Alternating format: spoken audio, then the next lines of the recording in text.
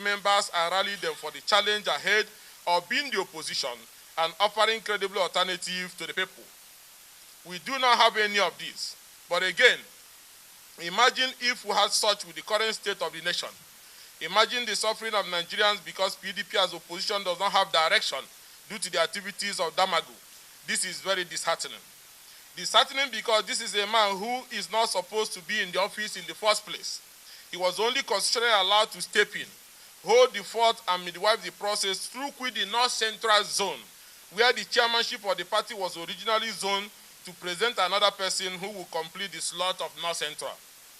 Now, not only did Damagu hold tight onto the seat for over a year now, he has abandoned the responsibility of the office of chairman of PDP and is very comfortable serving APC interests.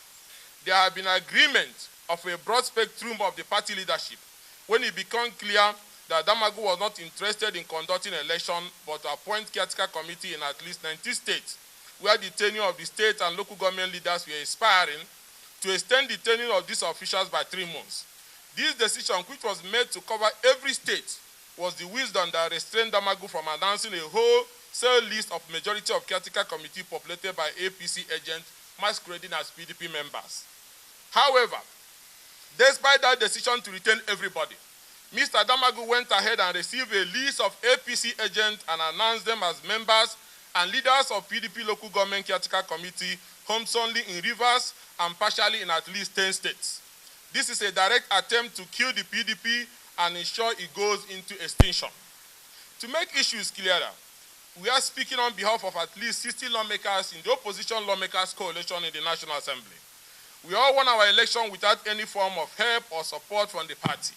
It has become clearer to us that this scenario was fostered so that as many as possible as many of us compare that election. Against their wish, we won the election, and now Damagu and his co-traveler has launched the phase 2 of this protocol, which is to hand the structures of the party to interests working for APC.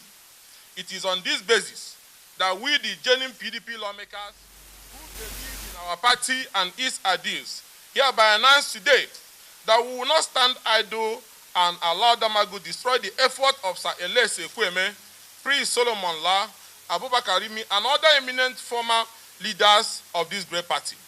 We therefore declare that if the list in Rivers State PDP caretaker committee and the other 10 states were to stand, then we, the lawmakers, will reconsider and sever relationship with the party and seek new alliance if the right thing is not done. Some leaders may not boldly speak out, but as you all know, we won our election by scoring against the devil themselves, so we can speak out. Let us send this note of warning to all in PDP and are part of the leadership of the party at whatever level, that this PDP local government leadership will mark the end of the party if Damagu tampers with the original agreed list of caretaker committee members for Rivers State and other 10 states. Gentlemen, what Mr. Damagu is doing to PDP is worse than what Alimo the Sheriff did or intended to do.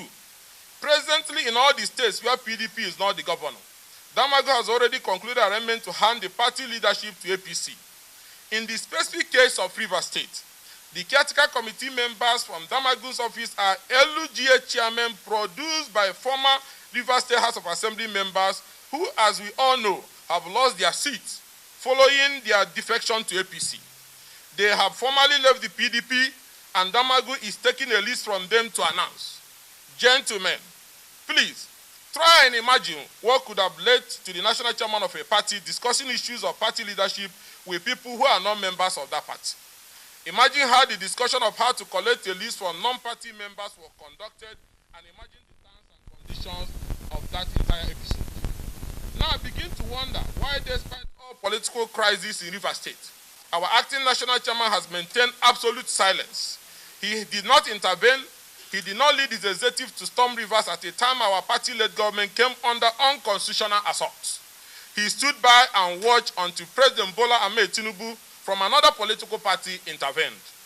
Gentlemen, it is PDP we are talking about, the largest political party in Africa, a solid institution different from all the other one-man political parties in Nigeria. Gentlemen, the reason a political party exists is to campaign for power, win power, and control power. Therefore, how can some of our former members working with APC government claim that they are in PDP but mobilizing support for another political party? How can Damagu hear this statement while claiming to be our national chairman and he's still in bed with these men and their co-travelers? There could be only one reason, and that is Damagu is the driver of this bus these co-travelers are riding in at the expense of the suffering masses. You cannot be working for those interested in the downfall of PDP and yet claim to love PDP. It is not just possible. Under Damagu, PDP lost the entire Southeast. That Hitoto was a comfort zone of the party. PDP controls only Enugu State, which he literally snatched from the jaw of a lion. We lost Benue, Abia, and Sokoto. The PDP leadership kept moot, while PDP state and federal lawmakers lost their seat at the tribunal and court of appeal on grounds that were obviously untenable, which would have been upturned by the Supreme Court. If the party has spoken up and raised the necessary alarm, all our colleagues in Imo and Plateau State particularly would have been with us in the assembly today. So, gentlemen, it is our call on Damagu to immediately step aside that the party, so that the party can midwife a process and hand over to someone from North Central in line with the provisions of our party constitution. It is also our call to the leader way of this plot that those behind it are already celebrating that the expert order is in their pocket, awaiting release to the media, even when the case have not been heard. To our respected Chief Judge, we are compelled to publicly bring this shocking development to your attention for the interest of justice and preservation of the image of our nation's democracy and judiciary. Few days ago, we received credible intelligence that a suit filed on behalf of the Abuja-based former House of Assembly members in Rivers State, whose seats have been declared vacant, over their decampment to APC, even when there was no crisis in PDP, but still parading as lawmakers and changing laws in the middle of the night from the corner of their hotel room in Abuja and Emoha LUGA, where they are gathered and made to make legislative announcements without the legitimacy or due process to do so. Our dear Chief Judge, Honorable Justice J.T. Soho, we wish to inform you that this strange suit, which our intelligence has shown is alleged to have been filed at the Registrar of the Federal High Court, will be assigned to Justice Omotosho, who is expected to issue an injunction legalizing the illegal amendment and extension of tenure of the about-to-expire LUGA chairman in Rivers in order to keep them in office with their tenure extended without an election is a great aberration and risk capable of tarnishing the image of the judiciary if this is allowed to happen. We are lawmakers, and we have great respect and confidence in the Federal High Court to nip this ugly alleged development in the bud, if still active. We are confident that these men of unimaginable desperation, touting the name of respected judges in their beer parlor gossip, are out to ruin the respected name of judges of the Federal High Court, and the court must be careful in handling such obnoxious applications which are targeted to carry out a judicial and legislative coup against democracy by extending tenure of local government chairmen whose tenure are about to expire without allowing constitutional, democratic, and electoral process to take place. The desperation of these Abuja-based former lawmakers and their penchant for any action that is illegitimate propelled us not to take the intelligence lightly, hence the need to draw the attention of our respected judges to this alleged emerging development that must be crushed at all costs for the sake of the image of our judiciary. For those who do not know both in the judiciary and the entire country, let us state it clearly. The crux of the matter is that the former members of the Rivers State House of Assembly whose seats were declared vacant came out from hiding one day and announced illegal amendment to the Rivers State LUGA laws unilaterally without legitimacy and carried out an extension of tenure of the LUGA chairman, which is about to expire, and said they can remain in office as long as required without any tenure again or election process as the basis for holding such office. This is a legislative coup, legislative rascality, and insertion of the process for constitutional democracy. The law was dead on arrival as it was made by men and women unknown to law. It was made by people without the legitimacy to make such law, and hence their claim of overriding the governor's assent was the height of their legislative rascality and political hallucination. Now, sensing that the illegal amendment is unenforceable, these men and their agents decided to drag the judiciary into this madness with their alleged application seeking to issue them ex parte for unenforceable to be enforced, including an order to seize and hijack the LG allocation due to rivers and be sharing it from the comfort of their hotel room in Abuja and Emoha. This could lead to anarchy. This is a grand assault on democracy and rule of law. And if our judiciary is ever dragged into this, our nation would have been taken back to the dark ages. Hence, our call on the National Judicial Council, the Federal High Court, the Nigerian Bar Association, and all relevant authorities to ensure that our courts are not used to carry out the infamous alleged act of using an ex parte order to legalize the illegal tenure extension for local government chairmen in Rivers State whose tenure are about to expire. We are also calling on the federal government to be at alert, especially the judiciary, as we have been informed about another prayer in the suit, seeking to order the Accountant General of the Federation and the Federal Ministry of Finance to seize the legitimate local government allocation of Rivers State, deny the Rivers people access to their constitutional fund, including LGA workers and primary school teachers who will not be paid, while the money should be sent to the LGA chairman whose tenure will elapse in the coming days, who in their retirement will be sharing the allocation of the people based on the illegal law that claim to have extended their tenure without any election producing them. Haba. Even in Mobutu Sese Seko, Congo, or Nkurunziza's Burundi, people could never have imagined this kind of recklessness. We wish to state clearly that the opposition lawmakers will not take lightly any move to extend the tenure of their about to expire LGA chairman under any guise or scheme.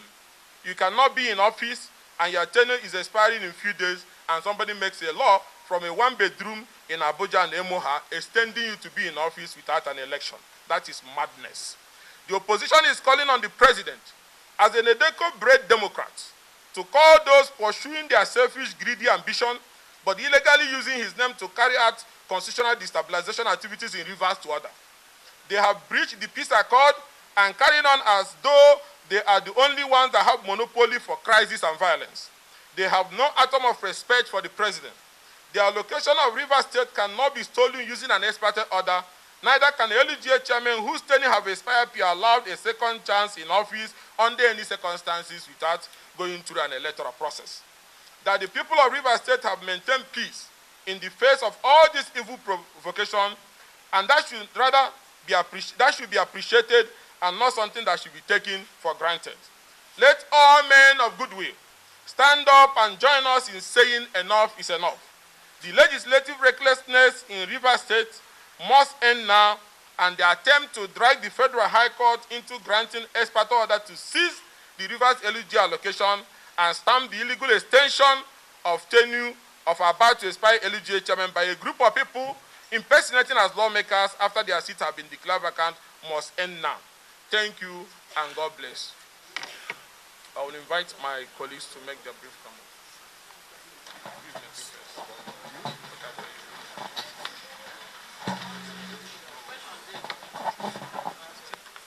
Thank you very much, gentlemen of the press. What we have presented before you this morning should be very worrisome. Worrisome to the extent that this country is at risk of being mocked, at risk of being isolated in the Committee of Nations. We have a president who has gone everywhere seeking, appealing for investors, appealing for cooperation. There is no investor, honestly so, who would want to invest in a country that does not respect our own laws, left alone the constitution of that country. If our judiciary is so dragged into legalizing illegalities, there is a very huge concern. Mr. President and his advisors, his economic team, should rise up. They should see this as a clarion call to save this country, Nigeria. There is always a time for governance and also a time for politics. This is the time for governance and not politics. On the streets of Rivers State, the Rivers people are united behind the governor that they elected. The Rivers people are united in rejecting the illegal members of the Rivers State House of Assembly, former. Therefore, it should not be heard, neither should it be seen, that there are persons using authorities of governance to perpetuate illegality in Rivers State. We should also be aware that the peace of this country revolves around the peace of every entity therefrom. If, for whatever gains, for whatever reason, people are encouraged to mess with the peace of Rivers State, I do not know how that will affect the other components. As members of the People's Democratic Party, there are precedents, and that is what we have stated. Damagun should not continue. He should cede that position to the area that it rightly belongs to. The rains have come too early, but rather than raise our hands and complain, we will use the rains to water our fields. And the yield would be very bounteous. The ruling party should, as a matter of necessity, allow dissenting voices so that they can guard them, so that they can encourage them to do better than what they are doing today. We all are aware of the hardship. It knows no color, it knows no party. They should not continue to encourage this brigandage, this rascality. It is our opinion that Mr. President will do the needful. It is our opinion that the judiciary should also stand up to protect its integrity. The National Judicial Council should be alive to its responsibility to discipline whoever wants to bring disrespect to that revered arm of government.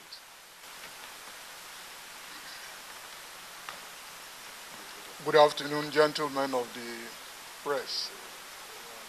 As my colleagues have rightly said, we are calling on the governors of the People's Democratic Party because all of us, the lawmakers elected on the platform of PDP, are saying the same thing.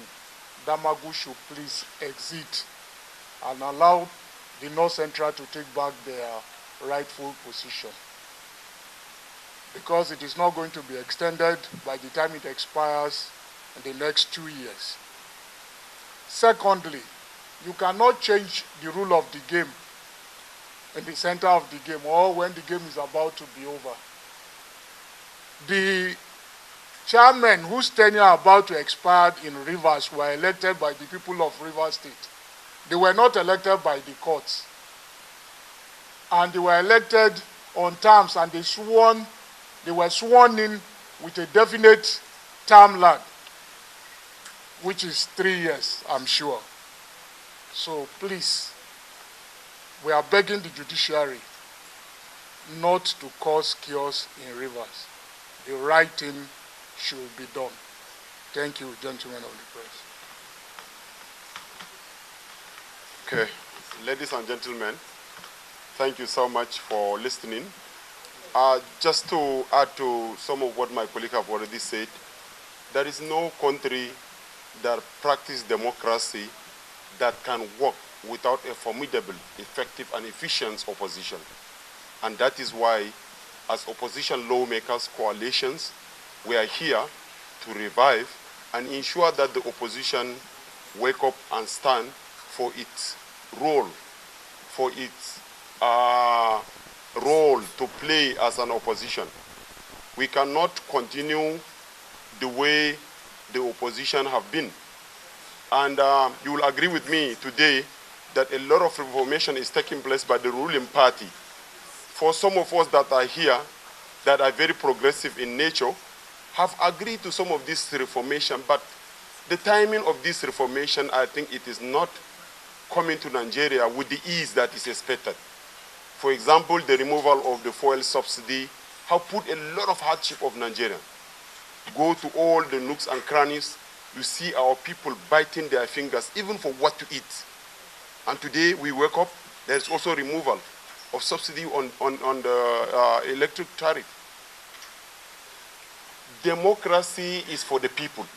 We cannot continue without consultation and the right timing of reformations. PDP, as an opposition party, we are calling as an opposition lawmakers. That is our role, to come up and provide solution. We are not here to lament or to murmur. We are here to provide an alternative. We are here to say that the opposition have to wake up, stand to its role, and play its role as an opposition, and make Nigerians benefit from the dividends of democracy. Thank you. Any question? Yes, we have questions. Sorry, we have to take it one after the other. Please, you have to be brief and go straight to the point. Lizzie, can we have your question?